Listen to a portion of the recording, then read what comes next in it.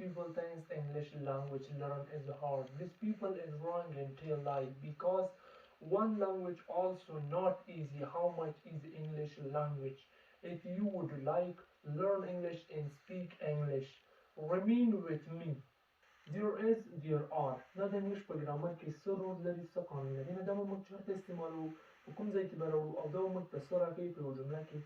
دا د بنیادي انګلیش یو څو مهم یو ډېر زیات مهم الفاظ دي د بنیادي انګلیش لپاره. نو که غواړئ دا وپېژنئ موږ سره پاتې شئ. There is, there are د یو شي موجودیت متراکي په جمله کې.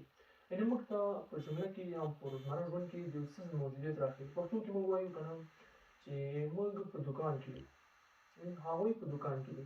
یعنې دغسې موجودیت موږ ته په انګلیش کې راښيي.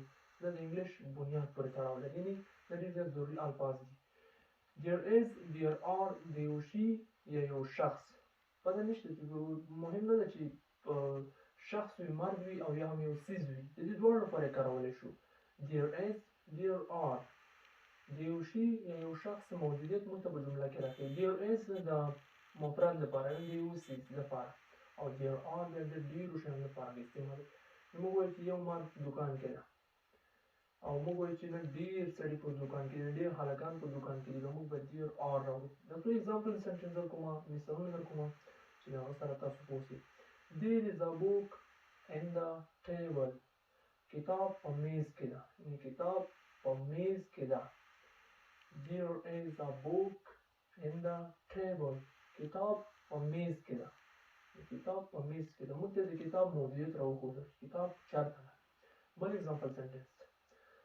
There is a car on the road. موټر په سړک ده. په سړک کې موټر ده. موږ ته د کار یعنې د موټر موجودیت یې راوښودل چې هغه په روډ کې ده، یعنې په سړک کې ده.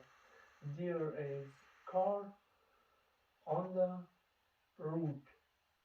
موټر د سړک په سړک کې ده، یعنې موټر د سړک په منځ کې ده. There is car on the road. موټر په سړک کې ده. موټر سړک کې موټر ده. دا خو there is و که نه، د مفرد لپاره به استعمالوو. همداسې موږ وایو که نه چې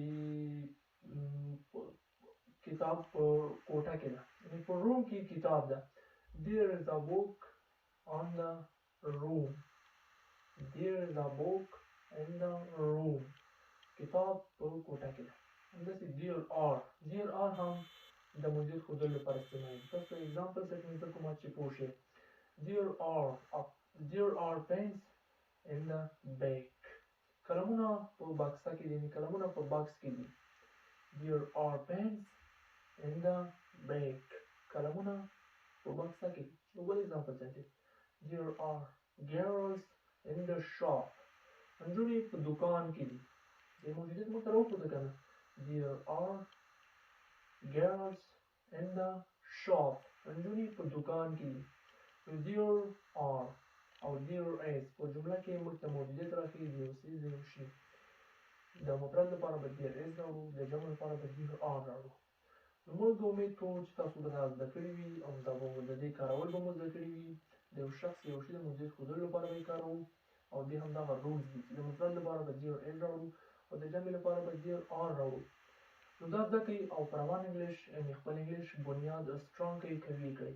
انګلیش د نن دور حاکمه ژبه ده. که څوک غواړي چې په انګلیش کې خبرې وکړي، فلوئنټ انګلیش ووایي، نو هغوی بیا موږ سره اوسئ.